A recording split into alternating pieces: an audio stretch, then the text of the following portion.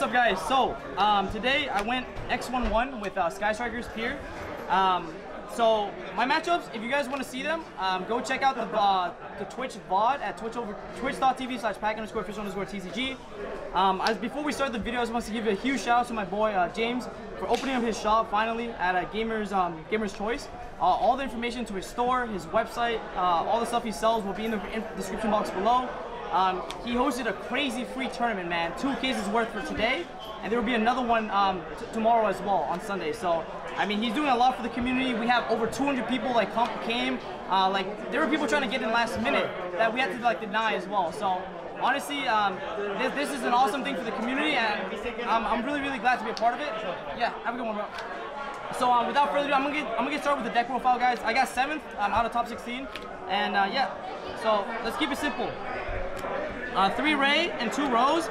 If you guys watch the live stream at all, you'll realize that Rose was absolutely cracked for me all day. There was one hand, I think in round 8, game 2, I drew 2 Ray, 2 Rose, AO, and I was able to clear his entire board still, just because of Rose's effect, which is so insane. And then for the hand traps, I played 3 Ash Blossom, 3 Crow, 3 Veiler, 3 Bell, and then triple Nib. So I would say that all these hand traps are really strong. Crow was a meta call for Salamangreats for the mirror match. It's really bad to Virtual World, it's really bad to Tri-Brigade, but I didn't expect a lot of people to play that deck, so that's why I thought Crow was really good. It's also really good into Dytron, so that's why I decided to play Crow. Veiler was amazing, I have no regrets. The thing is, game 2 and game 3, they're going to try to side back remove for you, so it's better than Impermanence, because it stays in your hand. Bell was crazy, destroyed Revolt. This card was just a saving grace for me. In the mirror match, you Bell their Raiders when it tries to summon back from the graveyard, and that just punishes them. And then Nib was also a meta hand trap or meta call for me as well. I thought this hand trap would be really crazy, and that not a lot of people were respecting the main deck. And I thought there would be a lot of Salamangreat players and a lot of Ignister players, and so Nibiru would be putting an end to that, as well as Prank Kid players as well. So I think because right now the Prank Kid combos that I've been seeing, they just make Parallel Exceed and they don't play around Nib because it's not in people's main decks. So I figured Nib would be a really good meta call because people aren't respecting it right now. So 15 hand traps.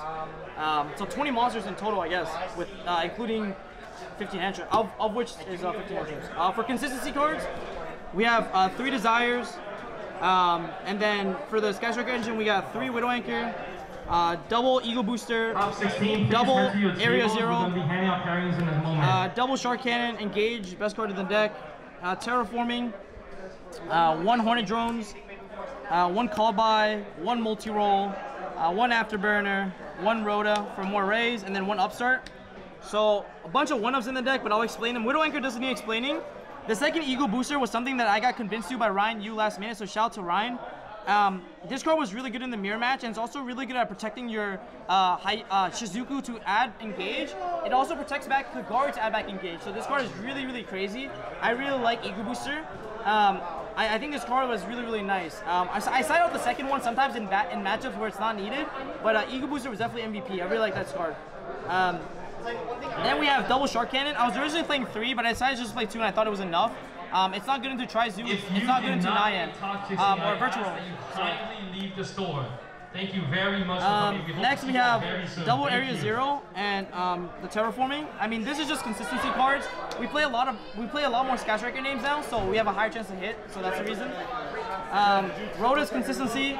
Upstart makes your deck more consistent and puts a spell in the grave. Call By has been amazing. It's basically a pseudo trap card. Hornet Drones gets you to Ray, and there's a lot of really cool plays with it. To if you have to out your own Ningirsu, Hornet Drones gets you back Sky Striker monster in the extra monster zone. Multi-roll doesn't need explaining. Afterburner is really nice. Sometimes I wish I had a second one, but I think 1 was fine for me this event. Engage is Engage, and then we have 3 Desires, draw 2, Potted Greed. So 40 card main deck. Overall, I really like the list. It was my first time playing this deck at a major event-ish, or a lot of people. It was also my first time playing Sky Striker in a tournament setting. So I'm really happy with it. If you guys want to learn more about how to play this deck and how I learned to play this deck, watch the VOD, because I was learning just alongside everyone else in the chat. Extra deck, triple Kagari, triple Hayate, triple Shizuku, 1 Kaina. Not much to say about it, just good cards. The MVP was Zeke. this card was so crazy at breaking apart your opponent's board, and this card with Area 0 is super underrated. I think like Zeke was an amazing card, and as long as you don't forget Rose's graveyard effect, it's so good. So I really like Zeke. It's really good in the mirror match. It's good against Tri-Brigades when you try to crack their board. I really like the card. And then for the flex spots, you play 1 Ningirsu, 1 Phoenix, 1 Axis Code, and 1 Hida. I thought Hida was really crazy this format because there's a lot of like Ash Blossoms. There's a lot of Ash Blossoms, a lot of mirror matches, a lot of Salamangreats. You can bring back their Kit, their Bear Bloom. You can bring back their Fractal as well against Tri-Brigade. So I thought Hida would be like a really good like charmer to play because he helps you like link climb into Axis Code, which is really important. And then Ningirsu was insane. It helps you out like Tower-S cards. You guys saw like in round 8, there was a cool play where I went Ningirsu, sent itself, and then sent his Avermax, and then triggered my Rose to coming back so that I get a Chizuku at end phase. So I guarantee myself engaged for the follow-up, which was crazy. And then Phoenix is really good. I play this card because of Floodgates. Sometimes like you might get flooded out, so Phoenix helps like solve that issue, and it's also a fire monster. So I like it. It's a fire monster. It's important because it helps you go into heat after. For the extra deck, so I expected a lot of people to play like Floodgates to beat this deck, like Anti-Spell and IO. So instead of playing like Dust or Lightning Storm, I just played a bunch of quick plays. And I side this into the Tri-Migrate matchup, I side this into the Salad matchup because I know they're going to try to flood me out. So I'm just going to max out on these cards to say that like, if they're going to try to like let me not play, then I'm going to make sure I can like counterplay it. This is for Daitron.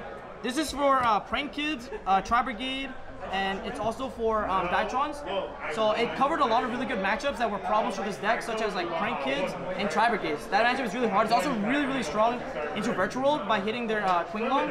So this, I wanted to side this card because it covered like those matchups that like were, I think, like pretty bad. Like Prank Kid is a terrible matchup. And then the last 3 were Impermanence. I just wanted to play side hand traps because like I don't want to lose the backward removal as a striker deck because I think people just side in like Lightning Storms, Twin against your deck and all that good stuff. So like my logic was like, if they're gonna do that, then I'm just gonna side like a bunch of hand traps. I think Imperm was a card that should have been something else because, I played so much Tri-Brigade today, it was like really good. But the theory was that like, if you side an Imperm going first, you have to set it, so you lose the backward removal. So like, I think this should have been another hand trap, but honestly, I'm not sure. But yeah, that's pretty much the deck profile, guys. I hope you enjoyed. I hope you guys enjoyed the explanations. It's really fun deck. I've been having a lot of fun with it. And yeah, don't forget to comment, like, subscribe if you guys made it all the way to the end, and I'll see you guys in the next one. Peace.